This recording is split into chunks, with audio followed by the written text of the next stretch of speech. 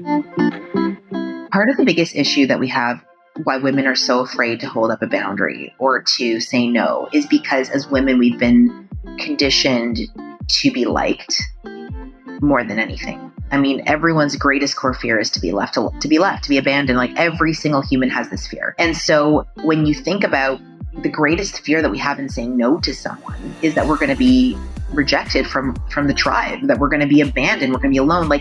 And I think why men don't fear this as much is they've just been conditioned differently since childhood. Boys are allowed to say no and allowed to be predatory, and girls are supposed to be quiet and nice and light. We're rewarded. It's like a conditioned response. It's like we get praised for that. And so women are not typically conditioned to be like, no, here's my boundary. Here's my line in the sand. I'm 42 years old and I'm only starting to figure this out now. This is Impact, the podcast where we explore entrepreneurship, mindset, and health to provide you with the ingredients for an unregrettable version of your life story. Running a practice is hard. There's always just so much to do. I want you to have more time to focus on the parts of your practice that fuel you, like helping people, and spend less time on tedious, soul-sucking admin work. That's why I recommend Practice Better in my Clinician Business Labs program. Practice Better is a complete practice management software for health and wellness professionals who want to scale their practice without the burnout. Practice Better was founded for practitioners by practitioners, and they understand what it takes to build your dream practice. Whether you're looking for your next client or growing your team, Practice Better is here to help make scaling your practice easier while helping you maintain your boundaries. Practice Better helps automate your booking, charting, and invoicing. But it's also way more than that. Creating protocols and treatment plans and tracking your clients' progress is easier than ever, so your clients can be engaged in every step of their plan and you can provide a high level of care without burning out. Practice Better also integrates with your other favorite software so that your client data and recommendations sync securely and seamlessly. You can import data and results easily from lab orders, online dispensaries, fitness trackers, and even integrate Practice Better with your email and marketing funnels. And with their programs feature, you have everything you need to build and run an automated group program so that you can earn additional income all in one streamlined software. You'll also become part of a global community of wellness professionals who you can learn and grow with. So if you're a health and wellness professional looking to manage your practice with ease, get started with any Practice Better plan for free for 14 days. And as an exclusive offer for our listeners, get 30% off your first 3 months on any paid plan when you use the promo code Megan30 at checkout. It's time to say goodbye to a patchwork of software and hello to an organized and efficient practice.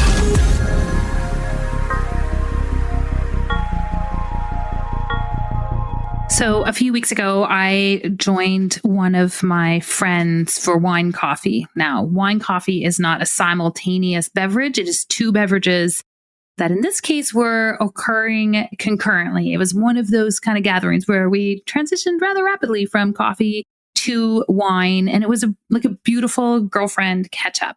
I had this catch up with one of the guests we've had on the program before and a very dear friend, Adele Tevlin. And we talked about our year and got caught up on all the things that were going on behind the scenes in our lives. And somehow we segued to this conversation around our clients and friction points in our business. And I shared, as I have shared on the podcast, that one of the friction points that we are working hard to resolve and have new frameworks for moving forward is really just how we manage situations when people just decide they don't want to pay for things anymore that they have committed to pay for. And if you want more on this, I've been talking about this all season and how we're having those conversations. And Adele and I had a really beautiful conversation around this. She mentored me around solutions. I shared with her some of the things that we were doing. And what really emerged from this conversation is, how do we learn to exist in a place of integrity as business owners, and in particular as women in business?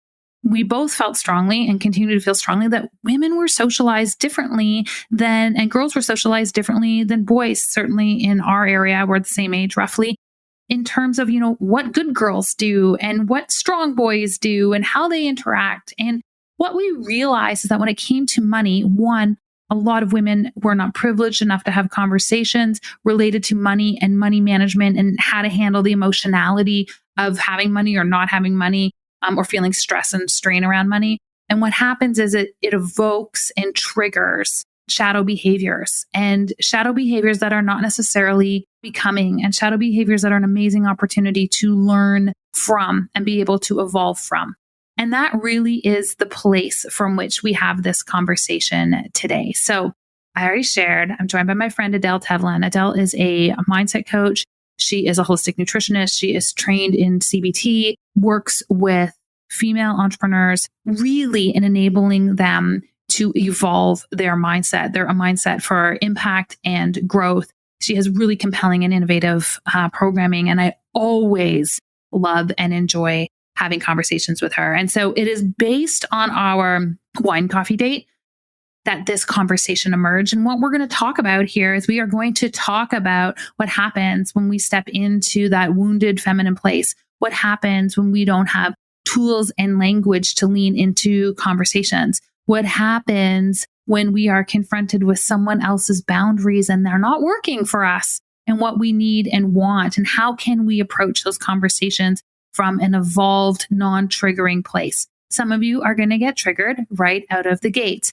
Others are going to lean in with a state of curiosity. I'm going to invite everybody into this conversation. It's totally real. It's where we are at in our business. It's some of the things that are significant friction points for us in our business. And they are, or they will be, friction points for you as well. So in the spirit of we can all grow better and do better when we know better, I want to invite you into a conversation around difficult conversations, around shadow behaviors, around being able to act from a place of integrity, and the types of tools that are available to all of us and that are at all of our disposal as business owners and leaders and parents trying to create awesome humans in the world. So without further ado, it is with great excitement and joy that I welcome back my friend, Adele Tevlin. Adele Tevlin, welcome back to Impact. Hello, Dr. Walker. We love to call you Dr. Walker around here. You two are just so funny. Okay, so I want to recap and bring everyone up to speed, because here's the essence of how this conversation is happening, and then you can just like give people. I feel like everyone knows you. You've been hanging out. We've been hanging out on the podcasts for a long time. But that's okay. Not everyone does. And so we'll give them an opportunity to hear a little bit about your story. But I don't know, probably 4 weeks ago, you and I got together and we hadn't seen each other for a while. And I think we were drinking both espresso and wine in the same catch-up date. That's how long it went, and the vibe. One of the things we were just talking about was the energetics and the energy and the way women do business. And when women do business in this really positive way, it's amazing and it is loving, and it's, I don't know the opposite of bro-ish, but it's not that. And it's beautiful and synergistic, and there's these sacred contracts and all of these things, and it's a new form of leadership. And then there's this other side of how women and the feminine energy does business. I want to be specific here that I'm talking about that energy. That has been really challenging and problematic for me. And that's what I laid down on the table. And then we sat there and we're like, we should do a podcast on it. And so now here, bringing you up to speed. And that part that was problematic, if you've been hanging out with me the last few weeks, I've been talking about this. I talked about being really burnt out at the end of 2022. And it was because I was just constantly like managing other people's emotional projections onto me, specifically around money. And we, Adele, you and I got into this conversation around money and manipulation and what we do. I'm going to say in the feminine energy, but maybe as women, because we're socialized that way. And I'm not meaning to generalize, but I'm going to use general language. We haven't been taught how to manage it when we're like our backs up against the wall. And we're like, I don't know what to do. And so we do this like lash out thing as opposed to being solution oriented. And we're going to get into all of that. How do we show up with integrity as leaders, as business owners, as individuals who want to have massive impact in this world when our back is up against the wall? We're feeling a little bit stressed, because I love that all of you are nice when everything's hunky-dory and rosy. And then I also want you to have tools and skills that you can pull from when shit's hitting the fan. So we're going to start this conversation with where one would be when shit hits the fan. And with that, like, beautiful visual, what we're going to do is I'm going to segue over to to Adele, because this is really where, like, I think this is the wine part. You were like biting at the chop. You're like, well, I got stuff to say on this. Like, we just did a program on this. This is my jam. So Yeah. Adele, with that note, with that visual, Yeah. I brought you up to speed. This is your jam. Give my audience a little bit of context on who you are, why this is something you love to talk about. And then we are literally going to jam this out. We're going to give people tools and we're going to stop it. We're just going to stop this behavior in its tracks. Oh my God. When we were having coffee and wine at the same time. Like literally the way one nibbles on bread and then has a sip of wine was how we were doing coffee and wine. I really want this to be a conversation that the listeners are listening to us having, like a chat over wine or coffee, where it's like, it's going to be unscripted. It might be unsexy at times. It might be, people might not like what they're hearing, but if you can listen to this from this place of like, you've got two successful entrepreneurs who also happen to be friends and colleagues having real conversations about real things that trouble us and plague us, and take that from the perspective of like, wow, this is like $1 million conversation, because people often want to hear what we talk about behind. So this is like a behind the scenes conversation. A little bit about me, for those that don't know me, is I am a mindset coach, kind of in simplest terms. I do a variety of different programs, and I just came off of a program was called The Rise of the Phoenix, which basically talked all about feminine leadership and the shadow side and all the things. So we'll talk about that. But I'm a mindset coach. I specifically help people with their success mindset, their money mindset. We do a lot of healing work on the inner child piece, because it's kind of like we got to change the root cause of the belief system to change the results. You know, I worked on Bay Street for 15 years, and I started my online business back in 2019. And I had a very similar story to Dr. Walker, and we've been friends for a really long time. I was running a business on Bay Street as a clinician for a really long time, and I was barely able to make ends meet for myself, even though I was successful on paper. And actually my business was doing the year that I actually decided to close it down, we had made like $350,000 that year. I don't know where any of it went. That's how I was at running a business. I was like, where is this money?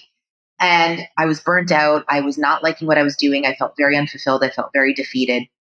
And I had what I call a come to Jesus moment, where my knees hit the ground. I came home from work. I'll never forget that day. It was like November 16th, 2019, just before the pandemic. Came home to Dave, who was my boyfriend at the time. We had just started dating. I think we were like 2 months into our relationship. He's now my husband. I came home, and he came home from work that day, and I was lying on the couch in the fetal position, Megan. I was literally crying, basically sucking my thumb. And I was like, I can't do this anymore. He's like, what do you mean? I'm like, I can't do Bay Street. I can't do my clinic. I can't do my clients. I can't do men, trying to hit on me to see, like, to work with me to see if something else, like the universe was basically like, get out of this, and like, let me send you all the most crazy scenarios for you to open your fucking eyes. And I remember I made a decision in that moment. I said, I think I'm going to stop my lease as of December, and I got to leave, and I don't know what I'm going to do, but I can't do this anymore. And Dave said to me, okay. And I said, I need you to loan me.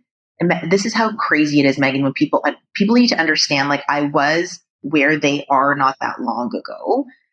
I was like, I couldn't pay my team that month. I think I needed him to float me $5,000 to like basically pay my team and give myself a little money. Okay. Hyper embarrassing, but it was what happened. So that happened, closed my office down, and decided to start my CEO Blueprint online business. And then the pandemic hit, and this all happened at the same time. And the point of the story is that, like, within that first 8 months from making the bold move to close down my clinic because it was no longer making me happy, and to actually start to go online and to build an online business, and Dave helped me build all that from scratch, we hit our first 7 figures that year. It was crazy. And so much of that behind the scenes for people to understand is I invested so heavily in my mindset that year. I was like, the way that I'm doing shit's not working. I'm basically burnt out and broke, even though my business is making money. I made a declaration to myself that year that I was going to learn everything I needed to learn about money, about mindset, about the universe, about quantum physics. And I became like a disciple of this work. I have since built a multi-7-figure business online, doing what I love and all the things. So that's a little bit of a backstory about me. And so I have so much reverence for the work, but I also have so much understanding and compassion for clinicians who are like banging their head against the wall because I was that person. But I also realized that something drastic needed to change for things to change. Like sometimes you just do need your knees to hit the ground. To your question, Megs, about the shadow side of women in business. So like we can kind of pivot to that because we've all been there. And I want for people to listen to this. It can be highly triggering because the shadow side doesn't want to hear about the shadow side, right? Our ego doesn't want to hear that women, when they're in their fractured feminine, which we'll talk about because you were saying the feminine, and I actually would say that it's not the healthy feminine that acts this way, it's the fractured feminine that acts this way. The fractured feminine, when her back is against the wall, when the wounded feminine or the fractured feminine feels, when she's out of integrity, she goes into being manipulative. And I think that's what you and I were talking about over coffee. It's like, if you, and I talked about this in my program in January, The Rise of the Phoenix, I was talking about how and you are married to a man and I am married to a man. And it's like, men don't do business this way. When a man signs a contract with a man, for the most part, again, we're generalizing. We're not talking about the off side that it doesn't happen. But for the most part, when a man signs a contract with a man or they shake their hands, they're in agreement, notwithstanding if they change their mind. And what I've found with women when they're in their wounded, and what I mean by wounded is this, like all of us have both the shadow side and the healthy side, or the wounded side and the healthy side, or the mature side and the immature side, whatever words you want to use interchangeably. When a woman is in her healthy feminine, she's powerful. When she's in her divine feminine, she's grounded, she's powerful, she's full of integrity, she's in her most mature state. But when a woman is in her fractured feminine and got her back up in the wall against the wall, or she's triggered, she goes into things like being a victim. She goes into behaviors like manipulation. She goes into behaviors like the damsel in distress. And P.S., Megan, you've done it too. I've done it. I used to live my life like that. When a woman is in her fractured feminine, okay, and she's in the victim, or she's in the martyr, or she's in the manipulation, or she goes into her fractured masculine and she toggles between the masculine, the fractured masculine is domination, control, anger, manipulation, and the fractured feminine is the wounded damsel in distress, the victim. When we're not in our healthy state, when we're in our shadow side, when the ego is dominating, when we're out of integrity, we're not keeping our word, we toggle between those two states, those two poles. And how that shows up, and you can share your examples, is a woman will sign a contract with another woman to do business, and the minute they change their mind or they have something emotionally changes with them, they want to stop their payments or they want to break their word. This has just happened to me recently as well. And it's like, you've signed a contract that says a no refund policy. You signed that. You chose to work with me knowing that I don't do refunds. Now, there are tons of coaches that do refunds. I don't. You signed a contract. The minute something happened that you didn't like, or you changed your mind, or you had a conversation with a shaman on the top of a mountain and the shaman told, like whatever the story is, I'm not even fucking kidding you. These are the Megan, I am not kidding you. Someone said that to me once. A shaman told me not to, whatever it was. Mm-hmm. And you then I paid him cash. Yeah. The shaman who I paid cash told me that I shouldn't do this, yet you signed a contract, you paid in full, you made those choices, you acted out of your own goodwill. And now, the minute you've changed your mind because you're actually scared or you're out of integrity, I have to eat your out of integrity. And what's worse, Megan, is the greatest way to get a woman for you, let's say like you and I are working together and I want out of the contract, okay? The best way for me to do that is to make you feel like a bad person. Yeah. To say things like, what is the thing that you just said to before we were recording? Like someone said, you are what? Predatory. Oh, predatory. But it's like, let's say, and I'm being radically honest because this is exactly the course that I taught and this is exactly the experiences that I've had. And this is every mentor I've ever worked with that's a female has had these experiences. This cannot be a coincidence. If you signed up to work with Tony Robbins or Joe Dispenza or some other male would you tell him the shaman that you paid cash told you not to do? Like, I feel like women wouldn't even go there. So why do we go there with each other?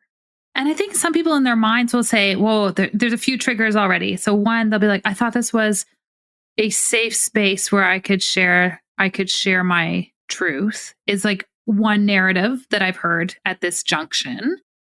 And then the other piece is the way I have consistently seen, and sometimes this is just sophistication in business. Like you just haven't been in business long enough. And so you find these things triggering.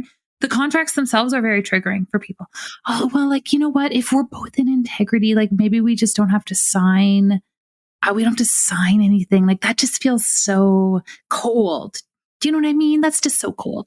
And you know, I'm kind of paraphrasing that, but we'll get into this. But I just want to share, like, I really view contracts as like these sacred tools that give you guidance when you are questioning yourself, or you talk to a shaman on the top of a mountain, or whatever your situation happens to be. Like, I think I've talked about this on the podcast before. I have a prenup with my husband. That wasn't like a cold thing. I don't trust the love. That was, let's have a guiding light tool so that if this dissolves, and there's a 50% chance in my logical brain that that is a possibility, even though in my like soul, it doesn't feel like it. This is a tool that provides guidance that is created from a place of integrity, that enables us to interact from a place of integrity that honors both people, so that we're not actually bringing manipulative emotions to the table. That to me is the value and energy of a sacred contract, which is how I view my contracts, which is why I'm pretty sure I don't actually care what you call me, but when we have a contract and then you try to call me names to get out of it, I'm kind of pissed about it, because like it really is a sacred thing for me. This is amazing. And so here's the thing. There's so many things that you're saying that are amazing. Number one, I too have a prenup with my husband, not because I don't love my husband, but because there needs to be, and this is again, a big part of what I taught in this program, was like, we need to have the level of emotional maturity to listen to this conversation without going to being triggered as our first sign of defense. Like, we have to move beyond being triggered and go, what's the truth in what these people are saying? What can I take away from this that feels like this could help me move forward in my life? I also never had contracts in my business before, because I wasn't like a seasoned entrepreneur, like you said. But what happens over time, same thing with a prenup. A prenup to me is protecting Dave and I both together. Contract that I would sign with Megan to work with her protects not just her, it protects both of us. And we have signed contracts. I want people to know, like, we'll sit and jam it out with a glass of wine. And then when we're like doing affiliate stuff, like we're like, here are the terms of use so everybody understands. Of course. All it is like, it's clarity. It's clarity because here's the thing, Megan, when people are triggered, intelligence is low. That's how the limbic system works. So it's all, like you said, it's all unicorns and rainbows when we're happy. But the minute that something goes wrong, all of us, our primordial mind will go into defensiveness or reaction. So our intelligence is actually low. The contract is there to serve as that sacred template, no matter what the circumstances are. It's no different than a prenup. It's like, it's great when you get married and you love each other to say, oh, we're going to be amazing to each other. But then something happens in your life and things change. You should be protecting yourself and your assets, both of you anyway. To your point, a contract to me is it's a sacred thing that we both get to choose to sign. So what does that mean? So I'm of the mind like this. There are thousands of people in the world you could work with. There's thousands and millions of naturopaths and millions of coaches and millions of business coaches and like millions of therapists. And there's all these people in the world that you can work with. Okay. So let's say 50% of those people don't want to have contracts and 50% of them do. You get to choose if you don't want to sign a contract because that feels cold to you, and that's totally your prerogative, don't choose to work with a coach that requires the contract. Yeah. Okay. It's like me going to the bank and saying, I would like a mortgage, but I don't want to pay the mortgage the way that you want me to pay the mortgage. They would say, well, you can't get a mortgage here. I can't say, I choose to pay my mortgage this month. I choose not to because the shaman told me not to. The bank would say, we are repossessing your home. Sayonara. But what I'm trying to enforce here is this. I feel like a big part of my mission on this planet, like my soul-driven mission, is to help women bring more money in the hands of women so we could do more good. And for more women to have more money in their hands, we need to be really good at business. And for us to be really good at business, we have to have business acumen. And none of us were taught business acumen because I didn't go to MBA school.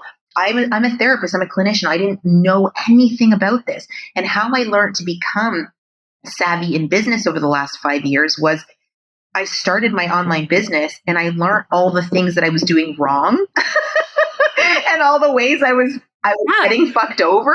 And because of those things that happened, I was like, oh, I need a contract. Wonderful. So that contract became like a template for me. And then the next thing would happen where something would happen and I'm like, oh, I never thought of that. I need a contract about that. And then all those experiences that happened along the way gave me feedback and data to say, you're an entrepreneur, you're a business, just like you need a legal license to practice medicine, you need these contracts in place to not just protect you, but to protect the people that are working with you. Totally makes sense. I think it's about change. It's like reframing, like contracts are not cold.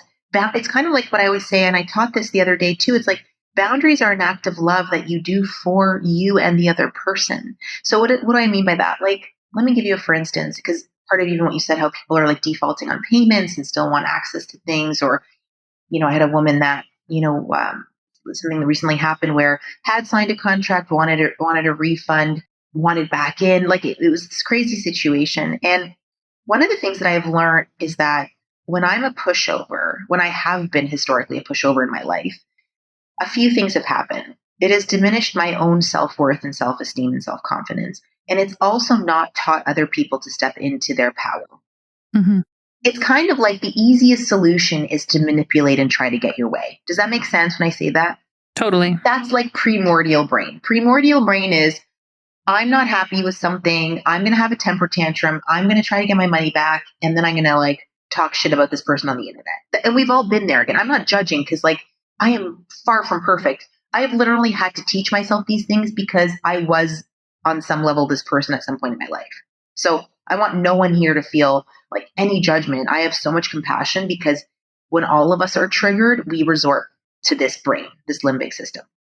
But I loved what you were saying there about this idea that when you hold that boundary or you set the standard for engagement, you then give that person a guidepost for how to hold that space themselves. So in my last program that I did, The Rise of the Phoenix, I did a whole module on boundaries. Okay. And it was all women in the group. And we were talking about the shadow side of ourselves and the ways that we've manipulated in the past to get our needs met. And it was a really safe container because what we saw is that we're all so similar. Okay. We haven't been taught to not do it this way, to your point. So what happened was one of the homework pieces was that I gave people when I explained my distinction of boundaries is it's an act of love that you do both for yourself and other people. You raise them up to a higher standard in holding a boundary. Okay. So my boundary could be no refunds. My boundary could be 48-hour cancellation fee. My boundary could be I don't answer emails after 8. My boundary could be I don't work on the weekends, whatever your boundaries are. And in fact, as people are listening, you want to know that you actually don't need a lot of boundaries because when you have the right boundaries, people typically don't cross them. Okay. When you're clear about articulating your boundaries, you don't need 25 boundaries. You literally could have like 5 things in your business that become like terms and conditions. So I explained this whole distinction and it was really powerful. And I had as a piece of homework, people in the group, and there were like over 50 women in this program. I said, part of your homework is to ask yourself, where have I ever crossed another woman's boundaries in business? And how did that leave you feeling? Okay. It's good. Mm-hmm. How did it leave them feeling? Think of a time when you've crossed another female business. We didn't even talk about males because this was like a women's program about this thing we're talking about. And I said, and how did it leave you feeling? And then post it in the Facebook group. Okay. I'm no word of a lie. And this gives me, I actually have goosebumps. And my nipples just got hard. Real talk here on Impact. That's when you know it's truth, when those things get hard, okay? Let's be honest. That's actually how we know it's truth. It's not goosebumps. It's nipple hardness. Okay. As you were, we did the exercise. Yeah. So I did the exercise. We did the exercise. And we had women post these stories and it was so beautiful, but here's the cool thing. So many people that were in the program have been my participants for the last 3 to 4 years. They've been in various programs with me. They're currently in my work. I love them. I adore them. They're part of my community. And there was 2 or 3 women that posted. The examples they gave were when they tried to cross my boundary in business, like wanted a refund on something. And my team and I told them no with love. Here's the contract. And they leveled up and they literally wrote to cross Adele's boundary, and it made me feel so terrible. It made me feel so out of integrity. Like I learned so much from that experience when Adele told me no, because it had me really step into my integrity. I learned, like, it was profound to have that mirror of like, and I was this place of safety, no judgment. Like it was like every one of them said a similar thing. Mm-hmm. And it had me actually see like there is this like sisterhood that we have when we can have these kinds of conversations without being triggered and judging it and whatever, and just go, wow, we've all tried to break a woman's boundaries in business and it left us feeling disempowered. Mm-hmm. And if I would have said, my point to the story too is, Megan, if I would have said in those situations, because I remember how I felt when these people were trying to break the boundary. If I would have just said, fuck it, it's easier to just give them their money back. Seriously. Because it is. Sometimes. Yeah, I know. I've done that far too many times. Yeah. It's sometimes easier to go like, you know what? Forget it. Here's your money. But I was like, what am I actually telling the world of business? What am I telling my consciousness? If I don't uphold my contract means nothing. Mm-hmm. And for me, my word is law. So in me saying no to them, which PS for the listeners listening was really hard to do, it required me to step into the next level of my leadership. It required another level of emotional mastery and maturity. It required another level of emotional regulation. It required meditation. It required reparenting myself. Like it required a lot of tools to be like, mm-hmm. I love this person. They're upset about something. They're getting nasty. They want their money back, but they've signed an agreement. And like, what am I going to do here? And in the end, I actually stood firmly in my story. We can't do that. This is the agreement and these are the policies. Guess what happened? Not only did they learn something, they stayed and bought the next freaking program. Mm-hmm. They told me in that post, it made me respect Adele as an entrepreneur, like as a leader, as a business owner, as a woman, as a mother. Like we are women, we are mothers, we are wives, some of us. We wear so many hats. And I really do believe that when we can heal collectively as women how we treat each other, both in and outside of business, but we're talking about business specifically, I think we have the power to really change not just the world, but the fabric of how women do business together and the impact that we can have, because feminine leadership is on the rise, like big time. Like if you even look at like the Harvard Review, like more women are graduating university and medical school than ever before. Women are the ones that are going to be in power. But if we keep tearing each other down and not honoring each other's words and contracts and calling each other bitches or all other kinds of names the minute we don't get what we want, what are we doing? We're the ones tearing each other down. Mm-hmm. 100%. And it's so interesting because once you hang out in that space of people asking and you holding that integrity long enough, all of our fears around it actually start to dissolve. Like I know when the first few times this happened, and I say it like people ask me this all the time. Listen, they generally say in online business that like you'll have 10% of your transactions that attempt to go through will either like fail because of a credit card issue or something else. So like it's not, there's also a law of averages here. It's just, these are the conversations that happen when you follow up on those elements. I think a lot of us, we get really scared about like what people might say about us. Like there's a tangible, okay, I hear what you're saying, but like if they leave a bad Google review, then that's going to be a problem. maybe. I mean, you run that risk every single day if someone's upset with you. Yeah. And so there's lots of copy and ways to manage it. But I've been called, and I don't even know who called me these things because I don't attach these elements. Or sometimes my team will just be like, Megan, can we get language for this? But I've been called predatory. I've been called a cult leader. Yep. I've been told recently, like, oh, if you make me pay this, it will devastate me and my family financially. Like all these things that got projected. And I was like, listen, I'm just going to actually uphold the sacredness of the contract that we pulled together. And also here are all the tools so you can be successful to be able to remediate the situation for yourself. When this, like the first time I encountered any of these pieces, I did find it really triggering, but I partly found it really triggering because it moved me into a place of questioning my own value or my own self-worth or the integrity of my own programming. I'm like, oh gosh, if they ask for that, maybe my stuff doesn't work. Maybe I should. And then I realized, oh, like this is just a law of averages. Just like you're going to have some people who knock it out of the park. But you're also going to have people who get stuck or have life circumstances. And where I want to talk about, because there's nuance in every conversation, they're not black and white, is how do we have boundaries? Because I know we all are like, I want to have boundaries.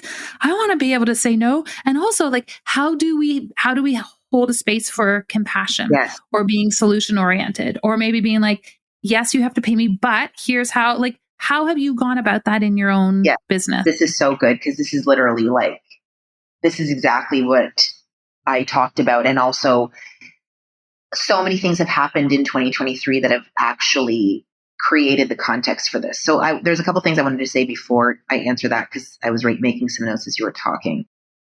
Part of the biggest issue that we have, why women are so afraid to hold up a boundary or to say no, is because as women, we've been conditioned to be liked more than anything. When you think about our greatest core fear for everybody is abandonment. I mean, everyone's greatest core fear is to be abandoned. Like every single human has this fear. And so when you think about the greatest fear that we have in saying no to someone is that we're going to be rejected from the tribe, that we're going to be abandoned, we're going to be alone. Like that is really what's going on when you think about, and I think why men don't fear this as much is they've just been conditioned differently since childhood. I'm talking, again, we're talking about gender traditionally. I'm not talking about the way things are maybe now, but I'm talking about like when we were raised, it was like boys are allowed to say no and allowed to be predatory, and girls are supposed to be quiet and nice and light.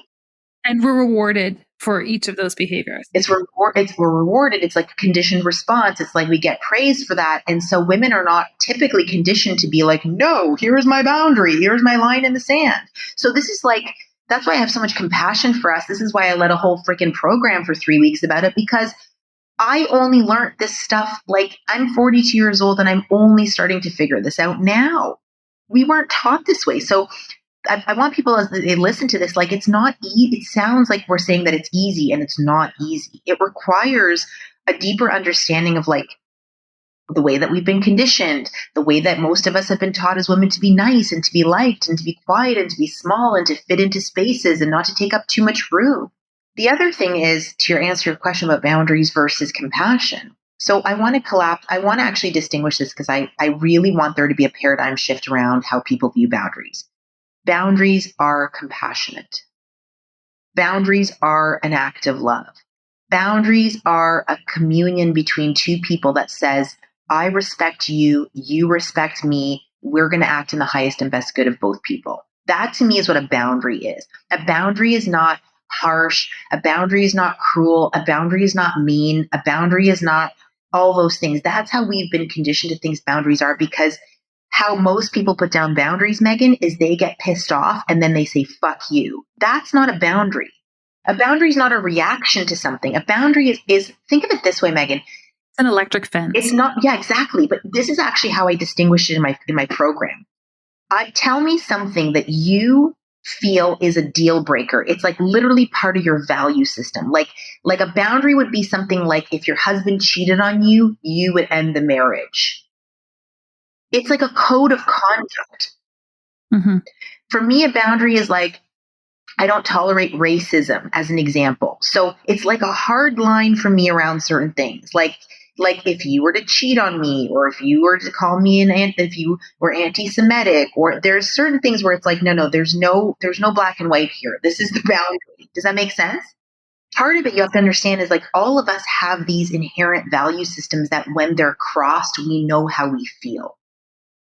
They shouldn't be a reaction or an anger. There's nothing angry or reactive about it. It's kind of like, this is my self-esteem. This is my self-regard. This is my self-worth. These are the things that matter to me. These are the 4 or 5 boundaries that I have in my life that when they're crossed, there are repercussions. Does that make sense? 100%. So because I want people to distinguish the difference between a boundary and a standard. So sometimes people collapse those two. A standard would be to say, I want my husband to buy me flowers every Friday, but if he doesn't buy me flowers, I'm not divorcing him. Okay. A boundary is my husband and I are in a monogamous relationship where if either one of us stepped out of the marriage, the other person would have the right to leave the marriage. Do you see the distinction between those two things? I just want to be really clear. Flowers are a boundary in my relationship.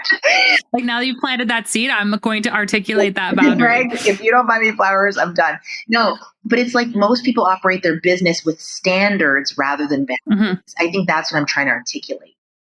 Okay, now to answer your next point though, how do you hold a boundary but also have compassion for extenuating circumstances?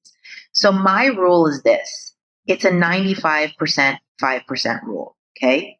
So what do I mean? 95% of the time, my boundary is my boundary. Like, for example, no refunds. Okay. People pay for a program. It's a no refund policy. They sign a contract. Let's say, and then there's the 5% is extenuating circumstances, which has happened to me this year. That is where I give myself, Megan, the grace and the space to have intuition, compassion, and an understanding of this situation feels different for me. I want to bend the rule here. I want to create a secondary option. I want to come up with a strategy. I want to think of a win-win-win. This feels to me like there's something inside of this 5% that this is going to fall into. And it gets to be based on my understanding of the situation, my relationship with that client, the overall, like that's where it gives me grace. Does that make sense?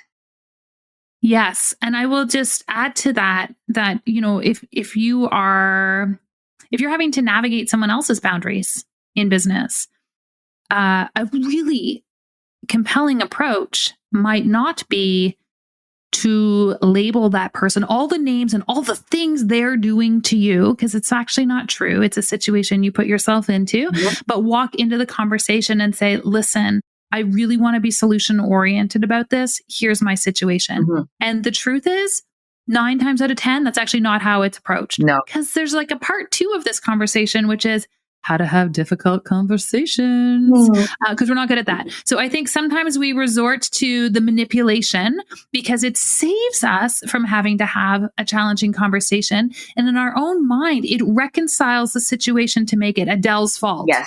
So we can go home and we can be like, honey, I tried to get out of that contract and she won't let me. And she is awful. And she is all of those things, instead of just like, okay, let's have like an adult conversation here. It can be a challenging conversation, which is to me just part of adulting. And let's be solution oriented. And I kind of want to leave people with that. I know you'll have things to say on that, but as you grow in your business and as you grow in life, you are going to have challenging conversations or manipulative situations. Yeah. And so get the tools, get the tools. I talk to my kids about this all the time. I'm like, you're going to have to face these 10 difficult situations in life. So let's load you up with all sorts of curriculum and opportunity to practice them so that you don't resort to these shadow tools because you don't know how to just like walk into the room. Okay. So much of what you said was brilliant. Let me speak to the first part.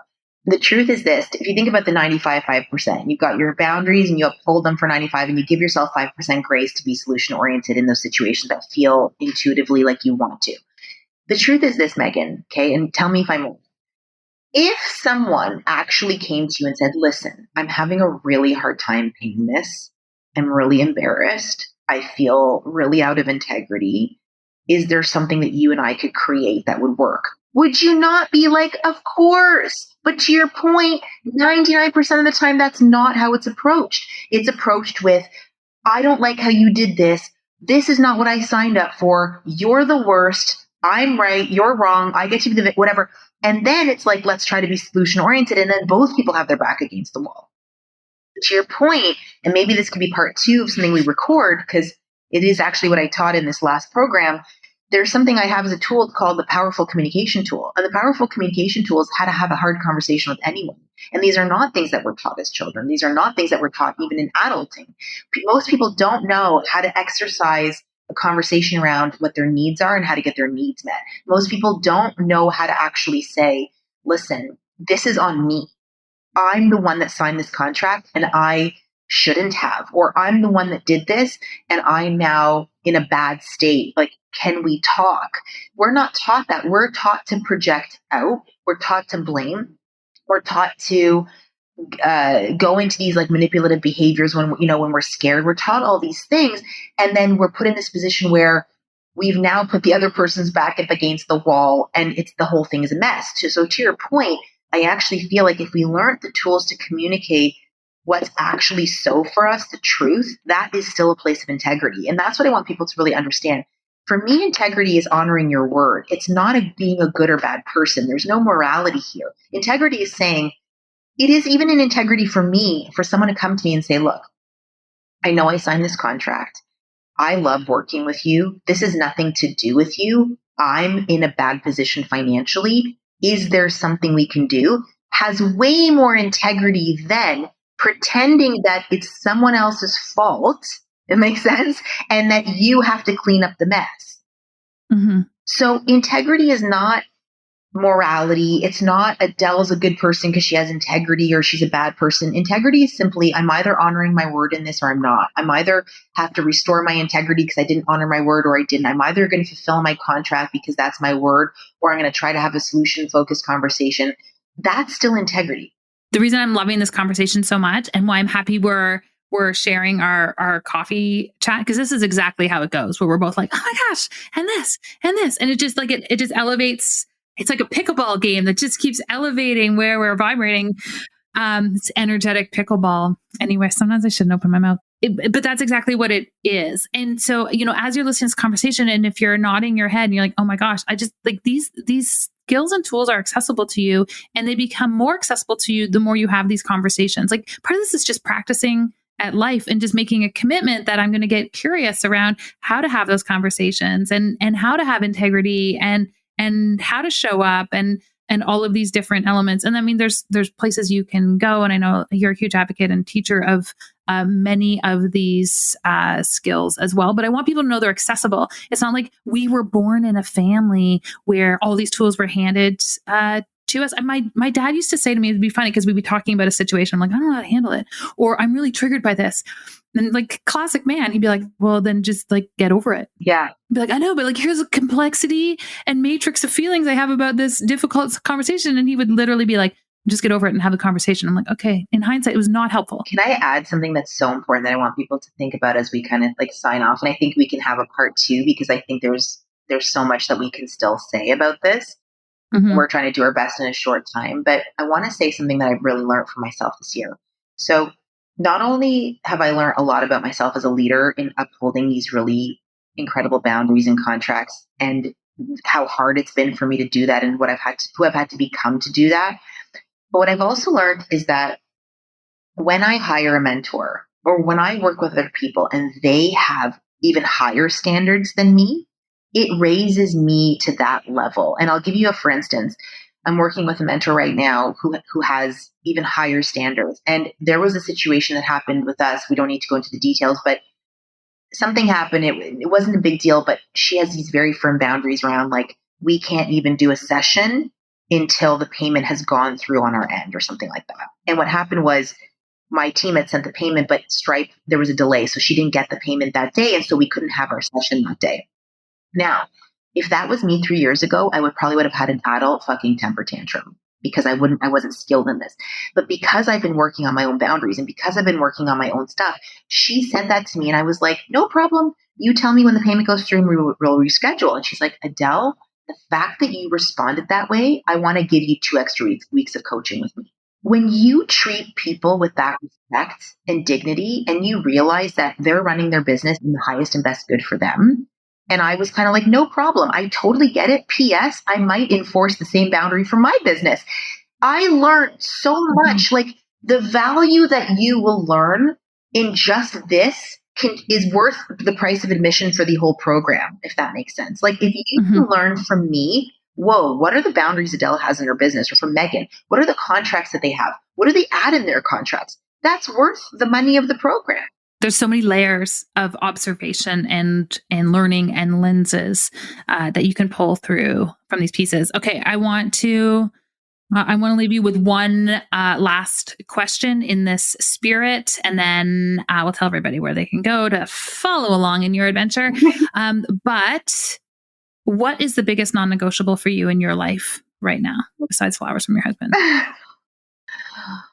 Oh my God, this one makes me want to cry. The biggest non-negotiable in my life right now is time with my family. Like spending time with Dave and Elia. We went through such a hard, as you know, I've shared just my story with you. 2022 was the year where we challenged everything as a family. Like it was really hard in our marriage, and we've turned full circle, and we're so happy, and we're starting a family, and we're actually continuing our family. But my biggest priority is them. And so it's really had me look at running my business like a family first business, and like how I prioritize myself and my family, because I do think that my family suffered a little bit because I put my business first for so long. And so I'm really learning to renegotiate having stronger boundaries actually requires stronger boundaries to be like, you don't just get unlimited access to me because my family comes first. So that's my non-negotiable. I love it. Totally brilliant. Adele Tevlin, where do we send people to follow along and learn all the things and enter your world? Follow me on Instagram. That's where I hang out the most. I love my Instagram. It's @Adele_Tevlin. And I'm sure people will find that in the show notes. And I share lots of great free stuff. And I've got a podcast. And like, there's so many things that you can access for free masterclasses, paid programs, all the things. But that's where I hang out a lot. I love it. We'll hook everyone up in the show notes, meganwalker.com/podcast. Thank you, my friend. It's good to see you. Love you. Bye. Impact is what lives on when we leave the room, tuck them in, or step off stage. It is less about what you do, more about how you make them feel, and everything about how you choose to show up in the world. If you enjoyed this podcast, hit subscribe on Apple Podcasts, Stitcher, Spotify, or wherever you are listening to this episode. I am your host, Megan Walker. Until next week, aim for impact.